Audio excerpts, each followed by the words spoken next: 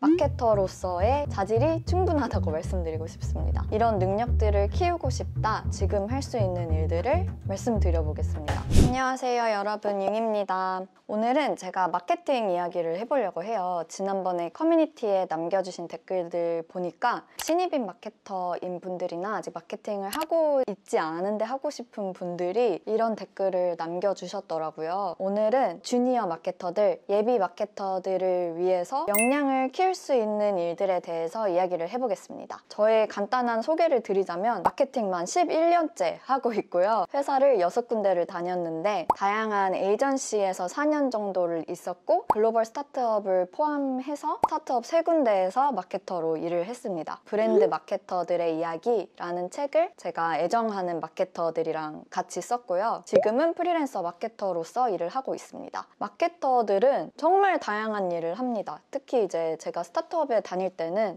온라인, 오프라인, PR, 내부 브랜딩, 조직 문화 이렇게 좀 경계 없이 정말 다양한 일을 했어요. 마케터라고 하면 데이터를 보는 퍼포먼스 마케터도 있지만 저는 계속 스토리텔링이 좀 중요하고 콘텐츠를 기획하고 제작하는 브랜드 마케터로서 일을 했기 때문에 제가 마케터라고 할 때는 퍼포먼스 마케터보다는 브랜드 마케터를 의미한다고 이해해 주시면 됩니다. 제가 생각하는 브랜드 마케터는 회사의 브랜딩을 하는 사람들이에요. 사람들이 우리 브랜드를 사랑할 수 있게 만드는 일을 하는 사람들입니다. 그래서 먼저 브랜드 마케터들의 특징과 역량을 키우기 위해서 할 수 있는 일을 말씀드릴게요. 제 주변에 마케터들이 정말 많은데요. 이들의 특징을 좀 말씀드리면 도움이 될 것 같아요. 정말 쉽게 공감하고 쉽게 감동을 합니다. 마케팅은 소통이고 브랜딩은 관계입니다. 마케팅이 이제 메시지를 정해서 그거를 잘 사람들에게 전달하는 역할이라면 브랜딩은 누군가와 이제 관계를 맺고 팬으로 만들기까지의 그 과정 자체가 브랜딩이에요. 때문에 고객 입장에서 공감을 하고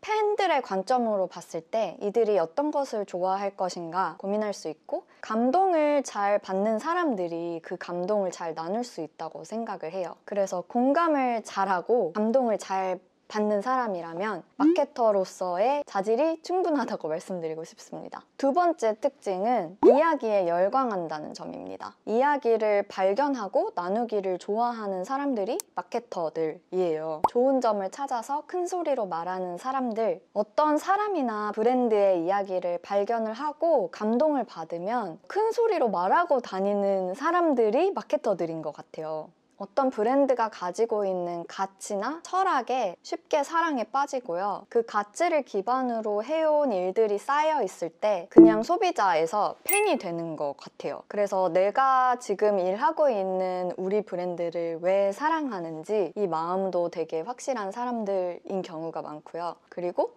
좋아하는 브랜드에 있어서도 그 이유가 굉장히 명확합니다. 세 번째 브랜드 마케터들의 특징은 구조를 잡고 협업하는 능력입니다. 마케터는 전체 프로젝트의 PM 역할을 하는 경우가 많아요. PM이 이제 프로젝트 매니징인데요. 어떤 이벤트를 진행한다고 했을 때 그 이벤트 날짜가 이제 정해지면 여기에 이제 오픈하기까지 필요한 일들을 일정도 다 정리를 하고 누가 언제까지 어떤 일을 해야 한다, 이 구조를 잡을 수 있는 사람들입니다. 마케팅에 대해서 처음 알았을 때 들었던 표현인데요. 마케터는 오케스트라 지휘자와 비슷하다. 모든 악기를 전부 다 불 줄 알아야 하는 것은 아니지만 어떤 소리를 내는지를 다 잘 이해를 하고 있고 이걸 이제 지휘를 해서 아름다운 하모니를 만드는 사람. 이제 나무만 보는 것이 아니라 숲을 보는 능력이 필요합니다. 그래서 PM 역할까지 겸하는 마케터들은 일을 배분하고 협업하는 능력이 있습니다. 사실 저는 모든 기획이 구조를 잡는 데서 출발을 한다고 생각합니다. 마케터들의 네 번째 특징, 글을 잘 써요. 이거는 구조 잡기랑 좀 연결이 되는 이야기예요. 어떤 컨텐츠든 기획이든 계속 일을 진행하면서 글 쓰는 일은 꼭 들어가고요. 기획서를 쓴다거나 이메일을 쓴다거나 이렇게 명확하게 정리하고 쓰는 능력이 발달하게 됩니다. 좀 일 밖에서도 글 쓰는 사람들이 많아요. 독립 출판물을 직접 만들거나 책을 내는 마케터들도 굉장히 많습니다. 나의 생각과 의견을 명확하게 잘 전달할 수 있다는 이야기고요. 누군가와 소통을 잘 할 수 있다는 뜻이고, 여러 가지 혼재되어 있는 정보를 내가 생각하는 맥락에 맞게 조합을 하고 정리를 하는 능력이 있다는 뜻입니다. 마케팅과 기획의 핵심이라고 생각을 해요. 또 다른 마케터들의 특징은 사람들을 진심으로 좋아하고 사람들에게 관심이 많습니다. 순수한 관심이랑 호기심이 있는 사람들인 것 같아요. 어떤 모임에 자주 참여를 하기도 하고 어떤 브랜드와 사람들과의 접점을 고민하는 일을 하기 때문에 나는 사람들을 정말 좋아한다, 이런 분들은 마케터로서도 재미난 일이 많을 거라고 말씀드릴 수 있습니다. 그 케빈 로버츠 러브마크라는 책에 나오는 문장인데요. 비즈니스에서 가장 호기심이 많은 사람이라면 마케터들이어야 할 것이다. 항상 배우려 하고 인간의 묘한 열정에 매혹되며 항상 질문하고 기이한 것, 독특한 것, 흥미로운 것을 찾는 사람들이 되어야 한다. 이 문장이 마케터들의 특징을 정말 잘 표현한다고 생각합니다. 마케터들의 특징을 내가 좀 더 개발하고 싶다, 이런 능력들을 키우고 싶다 하시는 분들을 위해서 지금 할 수 있는 일들을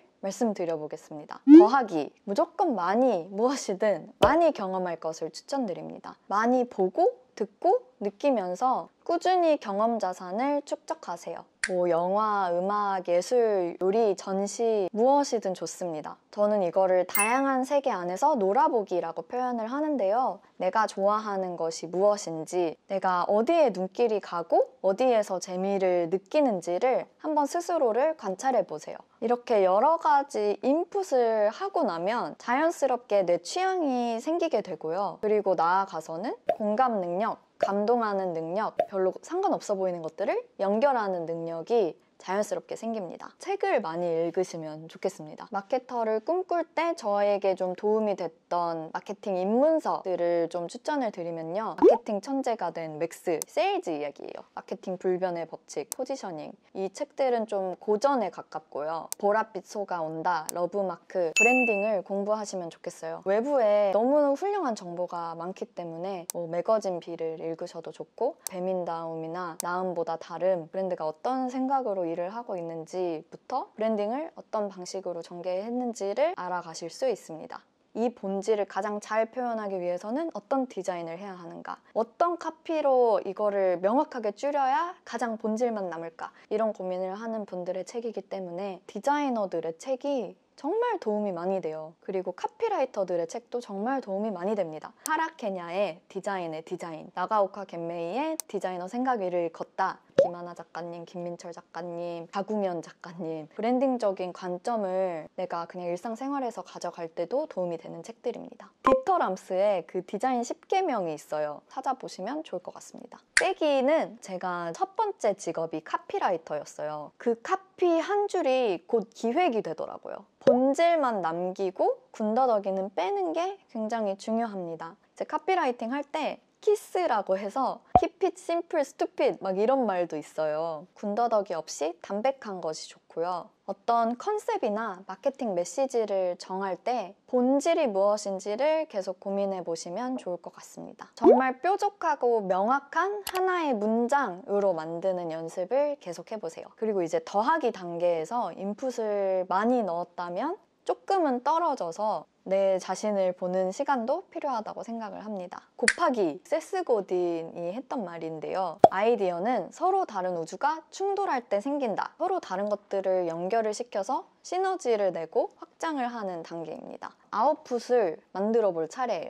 이 아웃풋을 어떻게 만드냐라고 했을 때 우선 제일 먼저 추천드리는 것은 검색하는 겁니다. 자기 나름의 디깅하는 방법을 찾아보시면 좋겠어요. 누군가가 정리해 놓은 거에서 또 다른 영감을 받거나 영감을 나눌 수 있는 모임을 만들거나, 내가 하나의 글을 쓰는데 내가 생각하는 어떤 문장에 맞는 여러 가지 경험들을 내가 조합을 해서 새로운 글을 탄생시키거나 새로운 컨텐츠를 만들거나, 이런 방법들을 고민을 해보시면 좋겠습니다. 나누기입니다. 앞으로 여러 가지 것들을 계속해서 기록하고 공유하세요. 나누는 연습을 하시면 좋겠습니다. 공부를 하거나 책을 읽거나 해서 알게 된 지식들을 내 나름대로 정리를 해서 공유를 한다거나, 이걸 읽는 사람들은 도움을 얻을 수 있잖아요. 이런 식으로 나누다 보면 사람들이 모이게 됩니다. 그래서 그 아이디어를 나눌 때 저는 그 아이디어가 실제로 실현이 된다고 생각을 해요.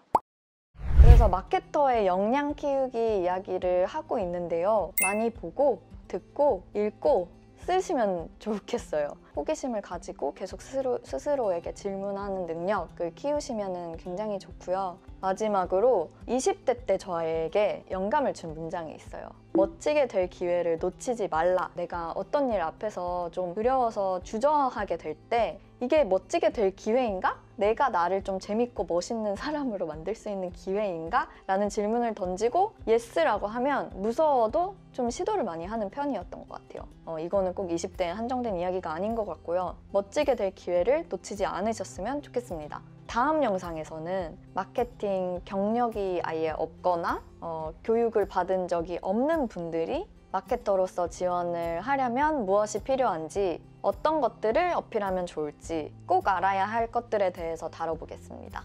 만약에 궁금한 것들이 있으시면 댓글로 달아주세요. 그럼 제가 다음 영상 만들 때 참고하겠습니다. 다음 영상에서 만나요. 안녕.